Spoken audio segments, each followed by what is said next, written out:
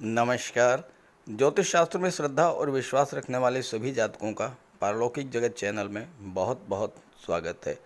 वर्ष 2022 का आखिरी सूर्य ग्रहण 25 अक्टूबर 2022 को लगेगा।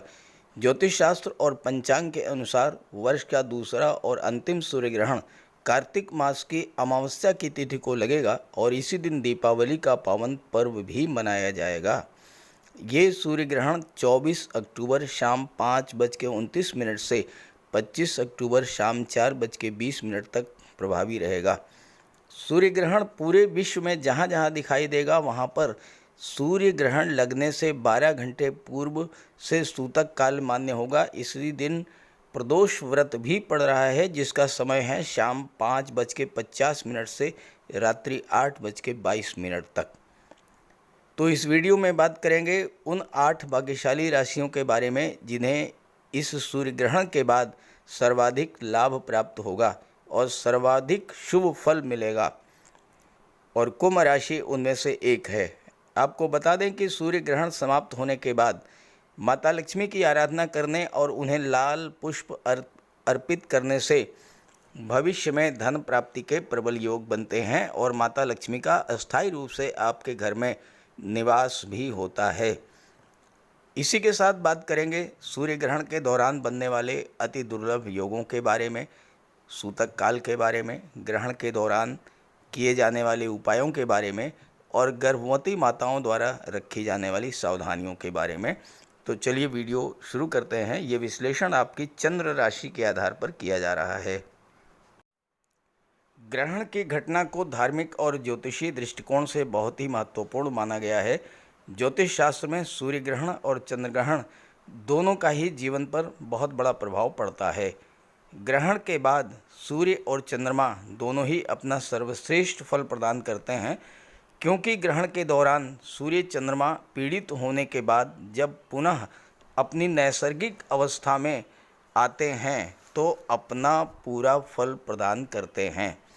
25 अक्टूबर को लगने वाला सूर्य ग्रहण यूरोप, अफ्रीका महाद्वीप का उत्तर पूर्वी भाग, एशिया का दक्षिण पश्चिमी भाग और अटलांटिक क्षेत्र में दिखाई पड़ेगा और इन क्षेत्रों में 12 घंटे पूर्व सूतक काल मान्य होगा।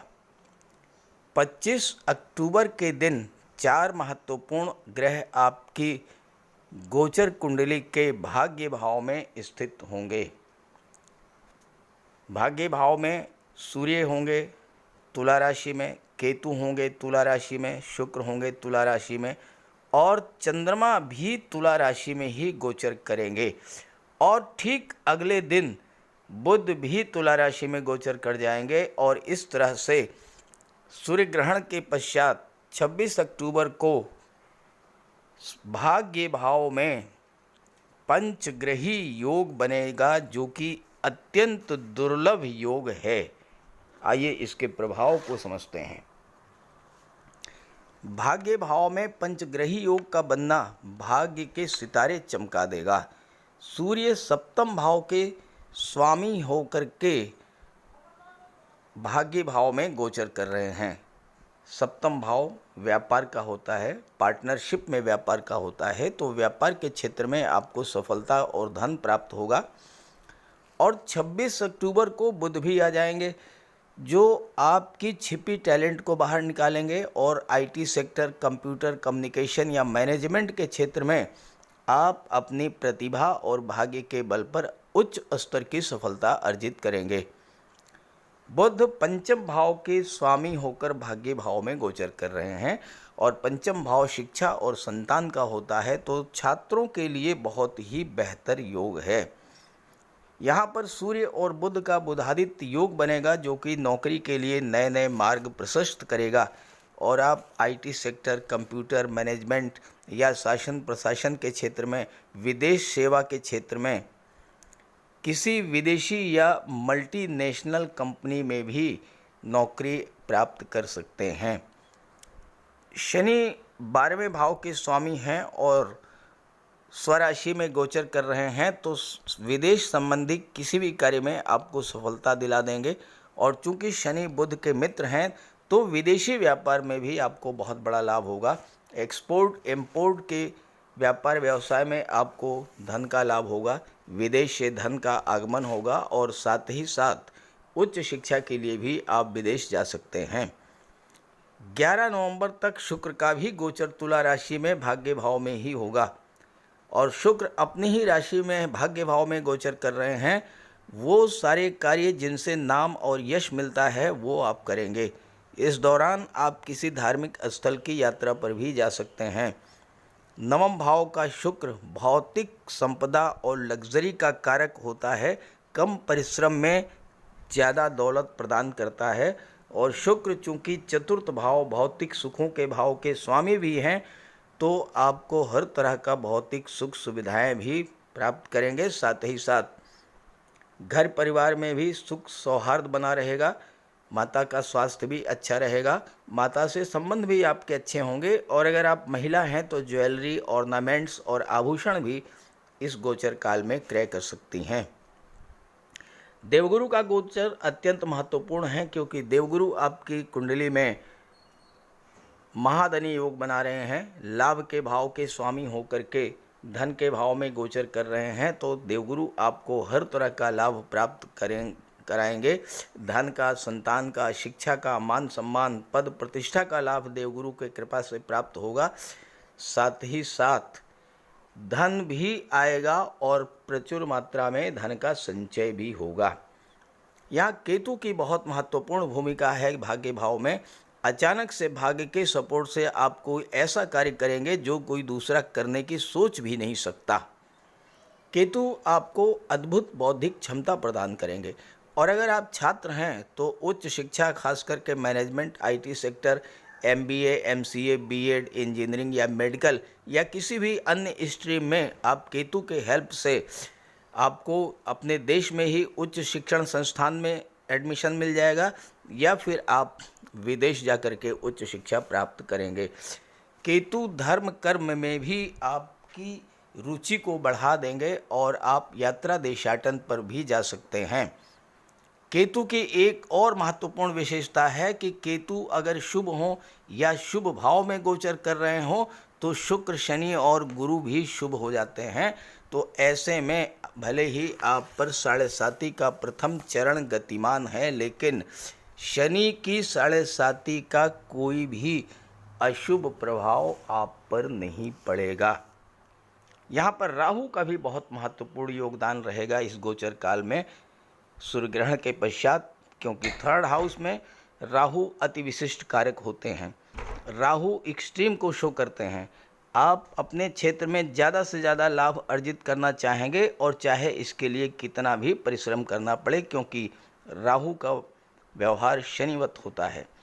राहु आपकी इंट्यूशन पावर को बढ़ा देंगे। आप हमेशा सतर्क और सावधान रहेंगे। 3रे भाव में राहु आपको इतना सक्षम बना देंगे कि सपनों के माध्यम से भविष्य को आप देख सकेंगे। राहु के प्रभाव से 22वें वर्ष में आपका भाग्योदय हो जाएगा। राहु आपको संतान की भी प्राप्ति कराएंगे और शत्रुओं पर भी विजय दिलाएंगे। मंगल गोचर कर रहे हैं संतान के भाव में और मंगल की दृष्टि पड़ेगी कुंडली के अष्टम भाव पर। यहाँ पर आपको थोड़ी सावधानी बरतनी होगी।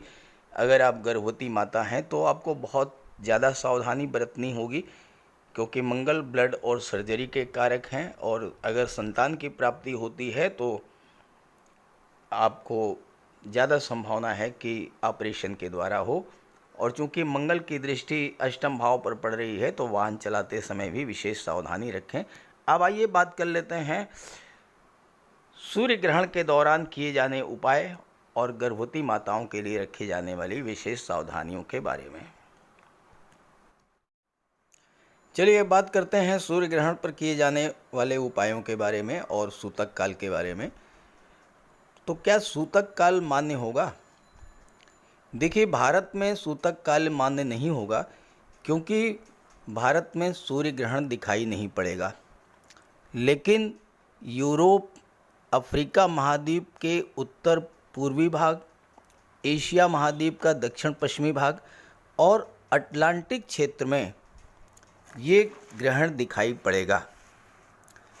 लेकिन भले ही सूर्य ग्रहण आपको दिखाई ना पड़े, लेकिन इस दौरान सूर्य के उपाय अवश्य करें। इससे आपको बहुत बड़ा लाभ होगा। सूर्य देव के मंत्रों का जाप करें, गायत्री मंत्र का जाप करें, आदित्य हृदय स्तोत्र का पाठ करें, सूर्य देव को अर्घ्य प्रदान करें। तांबे के लोटे में जल, अक्षत, लाल पुष्प, रोली, चंदन ये डाल करके सूर्यदेव को सूर्योदय के 1 घंटे के भीतर अर्घ्य प्रदान करें। महामृत्युंजय मंत्र का जाप करें। ग्रहण समाप्त होने पर घर और पूजा स्थल पर गंगा जल छिड़क कर शुद्ध करें। देखिए, भले ही सूर्य ग्रहण आपको यहाँ दिखाई नहीं पड़ेगा, लेकिन सूर्य ग्रहण के दौरान जो नकारात्मक ऊर्जा होती है उसका प्रवाह तो पूरे विश्व में होगा, इसलिए उपाय जरूर करें। इस दौरान देवी देवताओं की मूर्ति को स्पर्श न करें, मन में नकारात्मक विचारों को न लाएं, अपने पास तुलसी के पत्ते रखें। घर से बाहर निकलें तो तुलसी दल साथ लेकर के निकलें।